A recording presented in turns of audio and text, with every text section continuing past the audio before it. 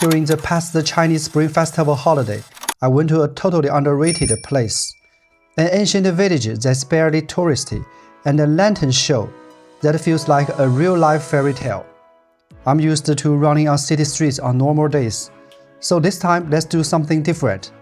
While enjoying the scenery that's different from usual, I will talk about my experience wearing the 361 Eleos 2 Plus throughout the holiday. I'm gonna skip the usual intro this time. You know the deal, money doesn't grow on trees.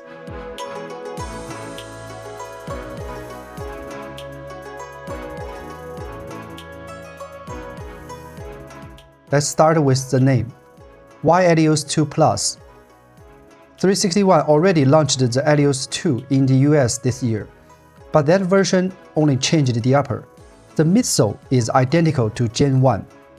Then next year, they were dropping the Eleos 3 in US and Europe, which will use the exactly same midsole form as this 2 Plus, but will be updated with a jacquard upper that's more popular in Western markets for better comfort. To protect the interests of US and European dealers, while also showing it different from the Eleos 2 and distinguishing it from next year Eleos 3, this product was given the plus suffix. That's how the Eleos 2 Plus got its name. I referred to the first and second generations in the US market collectively as the first generation because the midsoles are the same. The downside of that shoe was the low density foam, so heavier runners could bottom out easily. Especially, guys like me at 68 kilograms are pretty average in Asia, but from a Western perspective, I might not just be considered slim, maybe even skinny. Even at my weight, it couldn't hold up for a longer distance. I'd lose the cushioning before 20K. The Eleos 2 Plus is all about fixing that. They added more foam, 33mm in the forefoot, 39mm in the heel. That's 2mm more than last year. They also increased the foam density a bit. I did about 28 kilometers around this ancient village. This time was way better, no bottoming out, still had cushioning at the end. The midsole is a TPEE blend midsole foam, TPEE mixed with EVA. Previous Eleos also used this blended foam. Sometimes people get misled when they say TPEE on the description, thinking it's a full TPEE, but it's not. Honestly though, I personally don't think a max cushion shoe needs full TPEE, that super high performance stuff. The difference here is the Plus version has a higher TPEE ratio than its predecessor. And yeah, you can feel it. It does perform well, with enough energy return for any easy runs or aerobic workout. 361 also threw in a thick, also light insole, and if you take that out, you can see another layer of EVA underneath. That's basically the setup you'd find in a $170 Asics Max cushion shoe, like the Nimbus. With a lot of padding at the back of the shoe, you've got a really good level of comfort. My size 45 weighs 304 grams, which is about average for max cushion shoes. Running through the village, the majority of those miles have been at the kind of low heart rate, slow and easy, which is really the main wheelhouse of this shoe. I think it feels a little lighter on the foot than on paper, though it's still a comparatively heavy shoe. There is a notable change to the midsole sensation. What you are going to get here has a slightly firmer feel in the 2 Plus compared to the 2 and 1. It's still cushioned, but I think that more immediate feedback in the 2 Plus, for me, makes it feel a little bit snappier, and while there is still a touch of that classic kind of clunkiness, it's a very big cushioned shoe compared to the Eleos 1 and 2, which feel like slightly more nimble and slightly lower profile shoes. This ancient village is over 800 years old. Back in the day, this was a key stop for traders and travelers. The stone streets feel frozen in time. They are smooth, they are uneven, with deep ruts from years of use. Running on them, everything is still stable and controlled with a wide platform that runs the length of the shoe. A slightly stiff heel counter also gives my ankle some extra support.